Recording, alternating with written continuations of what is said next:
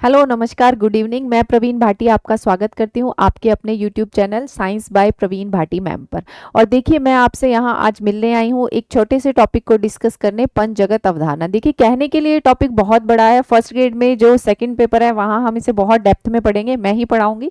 और जब आप जनरल साइंस के बिहाफ से पढ़ते हैं तो बस आपसे इतना ही पूछा जाता है कि पंचजगत अवधारणा किसने दी थी, कौन कौन से इसके जगत थे और उनके उदाहरण क्या हैं। तो हम उसी बिहाफ पर इसको जनरल साइंस के आधार पर पढ़ने वाले हैं।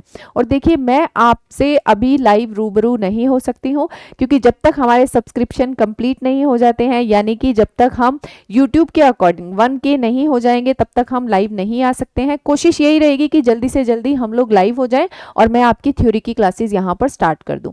मेरा जो पढ़ाने का तरीका रहने वाला है वो ये रहेगा कि पहले मैं आपको एक टॉपिक को, थ्योरी का जो टॉपिक है उसको कंप्लीट करवाऊंगी, देन उसके क्वेश्चन जो प्रीवियस ईयर के क्वेश्चंस होंगे वो मैं आपके सामने लेकर आने वाली हूं। चलिए हम अपनी क्लास को स्टार्ट करते हैं। देखिए छोटी सी क्लास रहेगी, बहुत बड़ी नहीं है आपके लिए। मैं बात करने वाली हूं पंचजगत अवधारणा की। तो सबसे पहला क्वेश्चन जो बनता है, पंचजगत अवधारणा जो है वो किसने दी थी? तो किसने दी थी? आर.एच. व्हीटेकर ने। किसके द्वारा दी गई थी? आर.एच. व्हीटेकर के द्वारा दी गई थी। अब कब दी गई थी? 1969 में, यानी कि 1969 में इसे दिया गया था। देखिए अब यहां पर एक बात यह है कि क्या इससे पहले नहीं हुए थे वर्गीकरण? तो बिल्कुल हुए थे। इससे पहले भी वर्गीकरण हुए थे और इसके बाद में भी वर्गीकरण होते रहे हैं। पर सबसे जो मान्य वर्गीकरण है आपका वो कौन सा है? पंचजगत अवधारणा, यानी कि 5 किंगडम से ही यहाँ पर पता चल रहा है। पंच जगत यानी कि जगत कितने हैं? 5। कितने जगतों में बांटा था व्हीटेकर ने जीवों को? जीवों का जो वर्गीकरण व्हीटेकर ने किया तो उसे कितने जगत के अंदर बांटा गया? 5 जगत के अंदर बांटा गया। ठीक है, तो पहला जगत, पहले मैं आपको जगत के नाम बता देती हूँ। देखो पहला जो जगत है वो है मोनेरा। दूसरा जो जगत है आपका कौन सा है? प्रोटिस्टा रहेगा। हिंदी में भी आपके यही नाम है ना? इसकी जो हिंदी रहने वाली है वो भी आपकी यही रहेगी। तीसरा जो जगत है वो आपका है फंजाई। क्या रहेगा आपका? फंजाई जो है वो यहाँ पर क्या रहेगा आपका? तीसरा जगत रहने वाला है।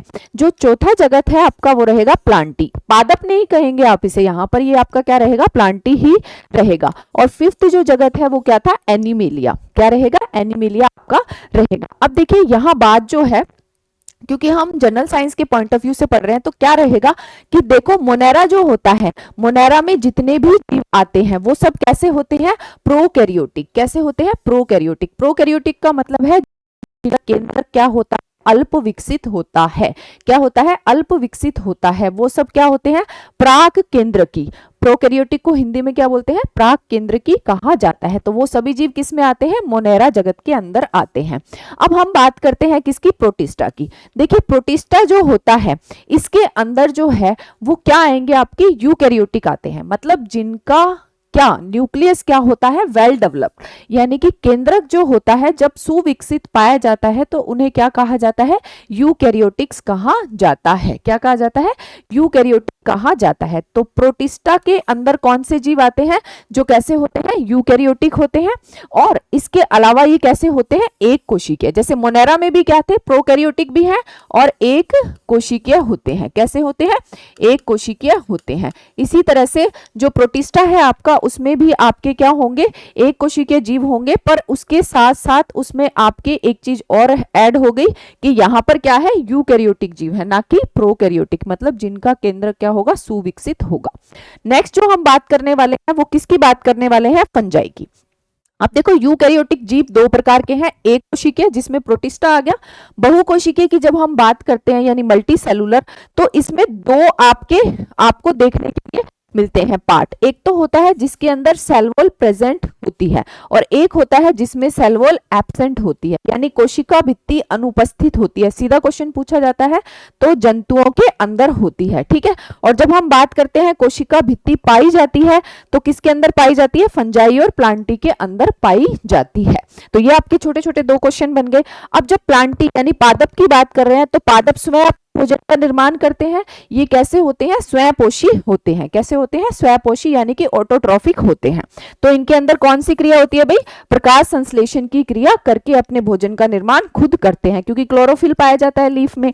और जब हम किसकी बात कर रहे हैं, फंजाई की, फंजाई क्या होते हैं, इनमें प्रकाश संश्लेषण की क्रिया नहीं होती है, इनमें प्रकाश संश्लेषण की क्रिया नहीं होती है। ये कैसे होते हैं, सैप्रोफिटिक। कैसे होते हैं आपके, सैप्रोफिटिक होते हैं, मतलब दूसरों से सड़े गले पदार्थों से, मृतोपजीवी कहते हैं इन्हें। सैप्रोफिटिक का मतलब है मृतोपजीवी, सड़े गले पदार्थों से क्या करते हैं, भोजन लेते हैं। जैसे आपने खुम्बी देखी होगी ना, मशरूम अपने जाती है जहां पर वगैरह, जहां भी वेस्ट मटेरियल लीफ वगैरह पड़ी होती है बहुत टाइम से, तो वहां ये अपने आप क्या कर जाती है, ग्रो कर जाती है। और इसका कलर कैसा होता है, व्हाइट। इसलिए ये प्रकाश संश्लेषण की क्रिया करने में क्या होते हैं, सक्षम नहीं होते हैं। तो ये आपका जो छोटा सा पार्ट है, एक फ्लो चार्ट से जो हम समझ सकते थे, मैंने आपके सामने रखा है। हम इसे डिटेल से जब हमारी थ्योरी की क्लासेस होंगी तो आपके एग्जाम्पल के साथ इसे एक एक चीज को बताएंगे, पर फिर भी मैं आपको एक एक एग्जाम्पल जो है वो दे देती हूँ। देखिए, जो मोनेरा का एग्जाम्पल है, इसमें जो क्या रहने वाला है, मोनेरा में आपके एग्जाम्पल जो रहने वाले हैं बेटा, वो क्या रहेंगे, एक तो है आपका जीवाणु, एक तो रहेगा क्या, जीवाणु यानी कि बैक्टीरिया, दूसरा जो रहेगा वो क्या रहेगा, माइकोप्लाज्मा। क्या रहेगा, माइकोप्लाज्मा। तीसरा जो रहेगा वो रहेगा ब्लू ग्रीन एल्गी, जिसे क्या कहा जाता है, साइनोबैक्टीरिया कहा जाता है। ठीक है, प्रोटिस्टा में आपकी प्रोटोजोआ जगत आ जाएगा, ठीक है, आपके अमीबा है, पैरामीशियम है, वो सब इसके क्या रहेंगे, एग्जाम्पल रहेंगे। ठीक है, बाकी फंजाई में आपके एल्बुगो है, एल्बुगो है, ठीक है, राइजोपस है, वो सब इसके अंदर आ जाएंगे। ठीक है, एल्बुगो, राइजोपस सब ब्लैक बोर्ड पे नीचे ही चल नहीं रहा है, और प्लांटी में सभी पादप आ जाएंगे और इसमें सभी जीव आ जाएंगे। तो थैंक यू सो मच, आज के लिए हम इतना ही मिलेंगे, इसे डिटेल से पढ़ेंगे जब हम लाइव होंगे। आई होप आप लोगों को पसंद आया होगा। सभी को गुड इवनिंग, बाय बाय।